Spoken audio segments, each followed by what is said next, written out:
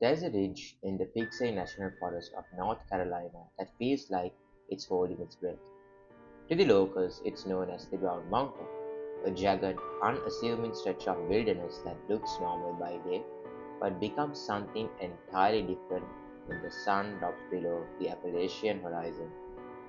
For a century, the public has been told that strange glows rising from these trees are nothing more than locomotive headlights, marsh grass, or optical illusion. But in 1916, a massive flood wiped out every power line and railroad track for miles. The region was plunged into a prehistoric darkness. And yet, on that night, the lights didn't just appear, they grew bright.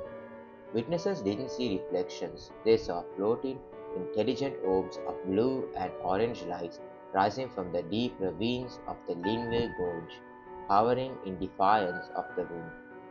What they realized that night was something the government had tried to bury for years. The mountain isn't just rock and soil, it's a source, and whatever is rising from its depths has been watching us long before we began watching it. Stories that were meant to stay hidden, unearthed, and told in the dark. This is Buried Archives. Tonight, we are unearthing records of the most persistent mystery in the American South.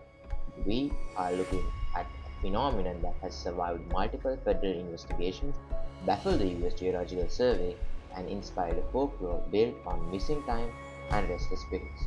But before we found out what a team of scientists captured on a high definition census that finally proved these lights aren't human, if you could, please like and subscribe. It helps us keep the archives out of the shadows. To understand why Brown Mountain is a blind spot in modern science, we have to unearth the history of the ground it rises from. Long before the first wave road reached this part of the Appalachians, the Cherokee and the Catawba tribes knew this ridge. In the year 1200, according to oral tradition, a massive bloody battle was fought on these slopes. The archives of Cherokee lore don't describe the lights as aliens or gas, they describe them as torches. Specifically, the torches of the women who climbed the mountains on the night after the battle, searching for the bodies of their fallen husbands and sons. The legend says the lights have never gone out because the search has never ended. When the first European surveyors arrived in the 1770s, they expected to find a wilderness they could map and categorize. Instead, they found a landscape that defied logic. Gerard de Braun, a German surveyor known for his meticulous accuracy, wrote in his journal about terrible glowing globes that would rise from the ravines and follow his men through the forest.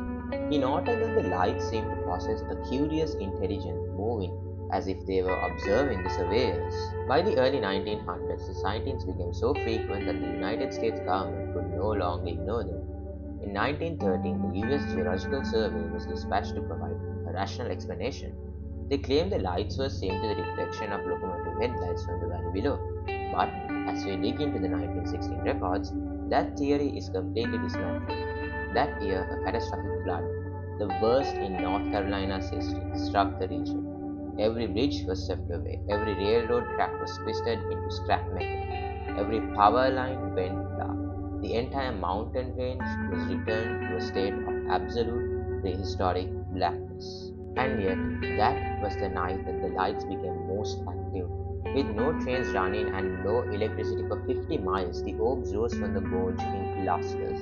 They hovered over the raging floodwaters, pulsating with a blue-white intensity that lit up the trees. The headlight theory was dead, buried under the slit of the flood. But the government's next move was even more telling. To understand the depth of this mystery, we have to look at the details in the science. Some geologists suggest that Brown Mountain is essentially a giant battery.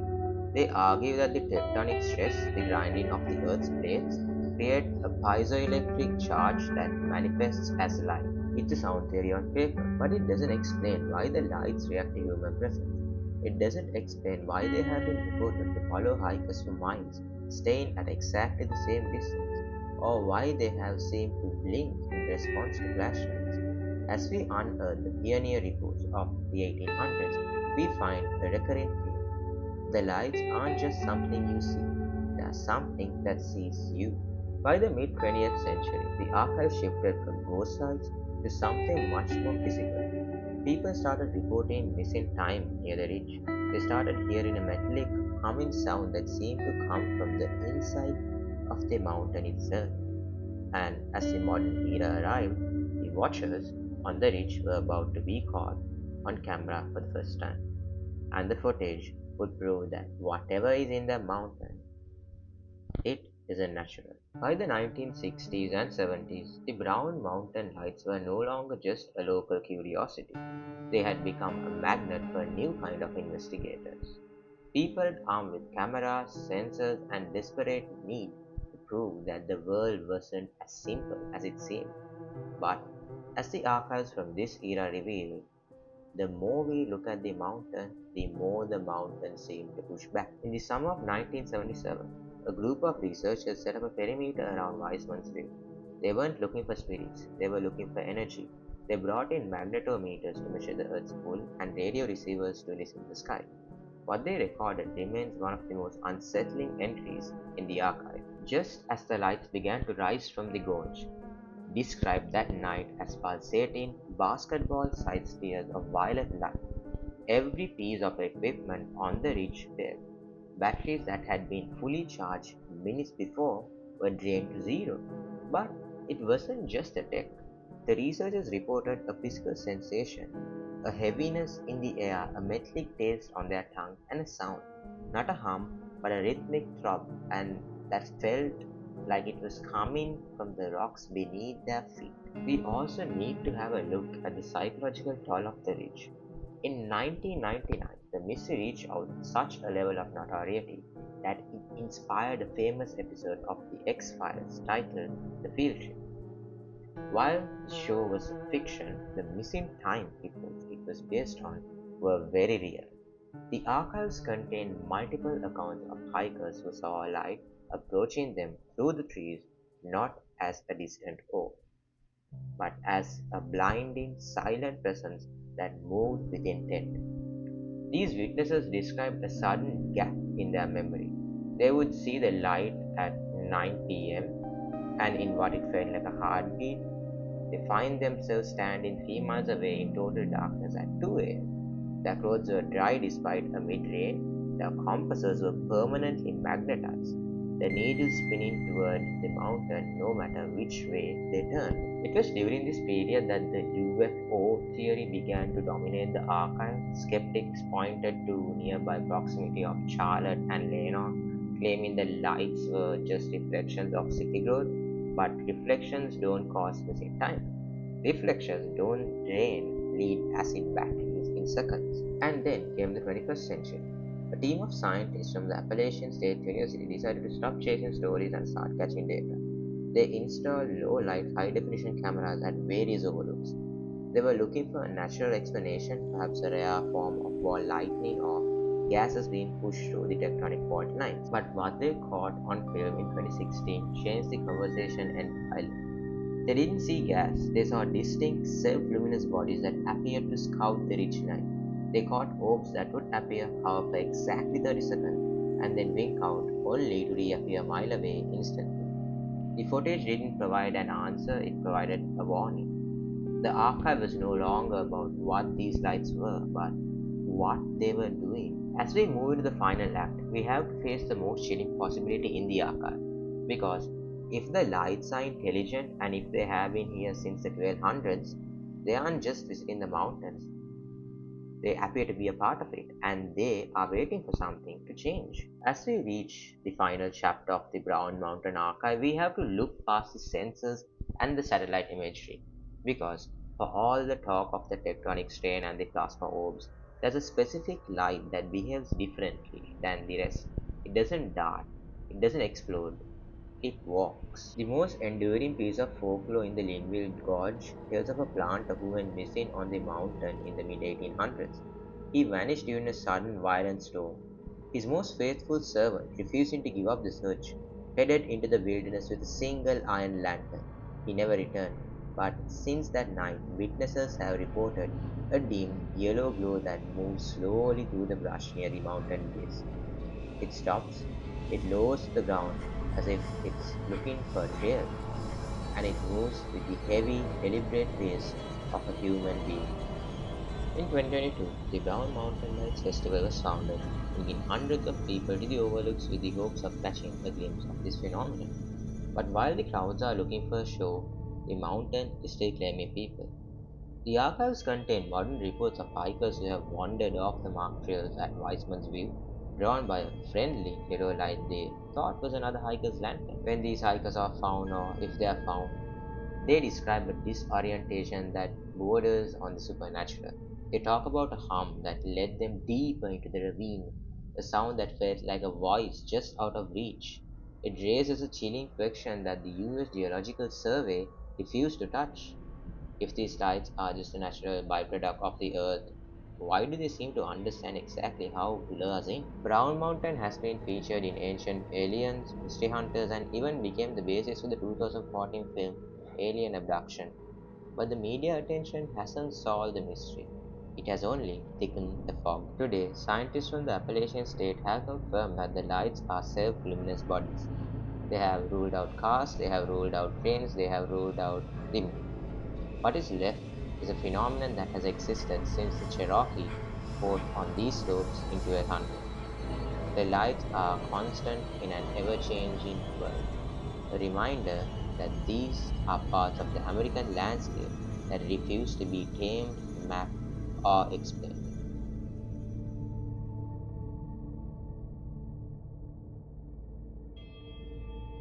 There's a stretch of land in West Virginia that the Earth has tried its best to reclaim.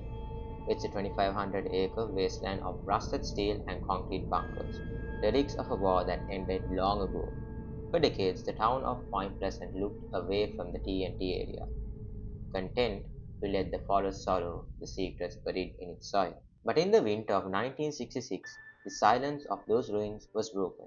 It began with four young adults, a dark road, and a pair of headlights that caught something standing where nothing human should be. They didn't see a bird, and they didn't see a man. They saw a 7 foot tall shape with wings like a nightmare, and eyes that burned with a self contained, rhythmic red glow. What followed was a 13-month siege of a small American town, a period of high strangeness involving mysterious visitors in dark suits, premonitions of doom, and a predator that seemed to be counting down the days to a specific, localized apocalypse. For years, these accounts were treated as the hallucinations of a terrified town until the bridge fell, and people realized that the red eyes weren't watching the town, they were waiting for it to break. To understand why the terror of 1966 took root, you have to unearth the history of the ground where it lived. Just north of Point Pleasant sits the McClintic Wildlife Management Area, but the locals knew it by a different name, the TNT area. During World War II, this was a sprawling explosives manufacturing plant, a high security labyrinth for over 100 earth covered bunkers designed to store millions of pounds of volatile munitions. By 1966, it was a ghost map of toxic runoff ponds and crumbling concrete, the kind of place you only went if you want to be forgotten. When Roger and Linda Scarberry fled those gates on November 15th, they didn't go home. They went to the police.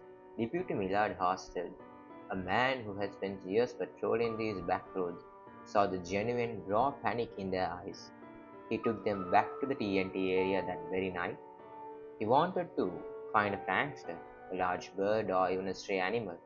But as his cruiser crept past the old power plant, his own radio began to emit a screeching, high pitched static that shouldn't have been there.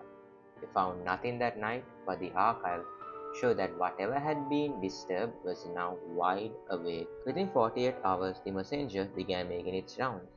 On November 16th, a local woman named Marcella Bennett arrived at a small house located on the edge of the bunkers.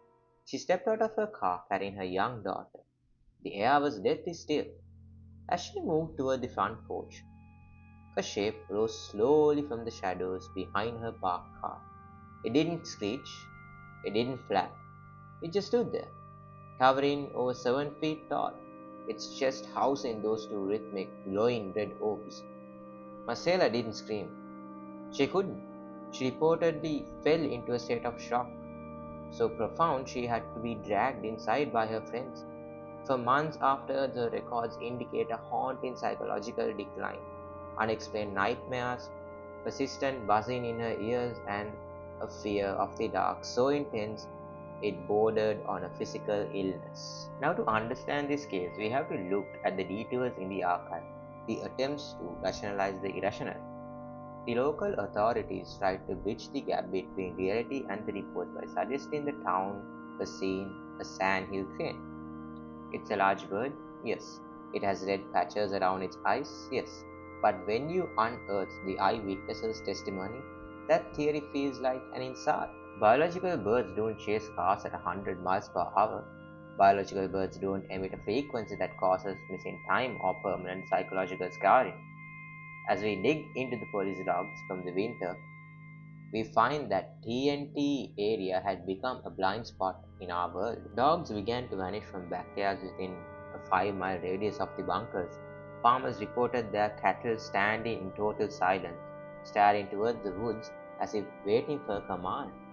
It was becoming clear that the Mothman wasn't just passing through, it had claimed the ruins of the war as its nests. But as the winter of 66 bled into the spring of 67, the archive reveals a new, even more disturbing layer. Because while the red eyes were haunting the woods, the streets of Point Pleasant were about to be visited by something even more human, yet far more alien. By the spring of 1967, the terror in Point Pleasant had mutated. The Mothman was still being seen, perched on the girders of the Silver Bridge, or gliding over the TNT bunkers. But a new presence had entered the archive. Residents began reporting the arrival of the men in black. But these weren't the government agents you see in Hollywood movies. This was something entirely different. One evening, a local resident named Mary Hare, a reporter who had been documenting these sightings, was visited in her office by a man who looked wrong. He was short, with a dark complexion and eyes that were slightly too large for his face. He wore a crisp black suit and a flat-brimmed hat despite the heat.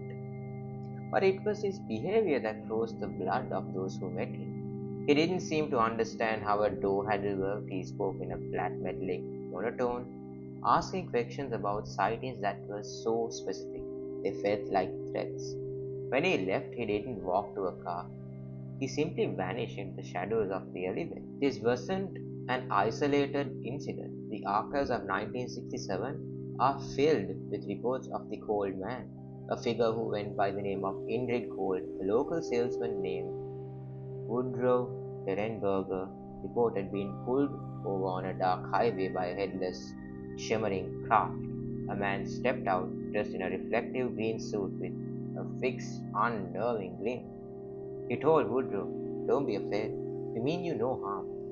But as the months went on, the message from these visitors became darker. We also have to unearth the records of John Keel, the investigative journalist who moved to Point Pleasant to track the Mothman. Keel didn't just find a monster, he found a frequency. He began receiving phone calls at all hours of the night. Sometimes the line went silent, other times a voice that sounded like grinding metal would recite his own private thoughts back to him. Keel's archives show that he believed that the Mothman was not a biological animal, but an interdimensional entity, a harbinger that was being managed by these strange dark-suited men. They were seen near the Silver Bridge at midnight, they were seen in the back of local diners, staring at people until they left. The town was no longer just afraid of a creature in the woods, they were afraid of their own phones, their own neighbors, and the very air they breathed. There was a feeling in the spring of 67 that Point Pleasant had been unplugged from reality. UFOs, bright, multicolored lights, were seen hovering over the TNT area almost nightly. People reported missing time, waking up in their yards with no memory of how they got there. It was as if a countdown had started and the men in black were the ones keeping the clock.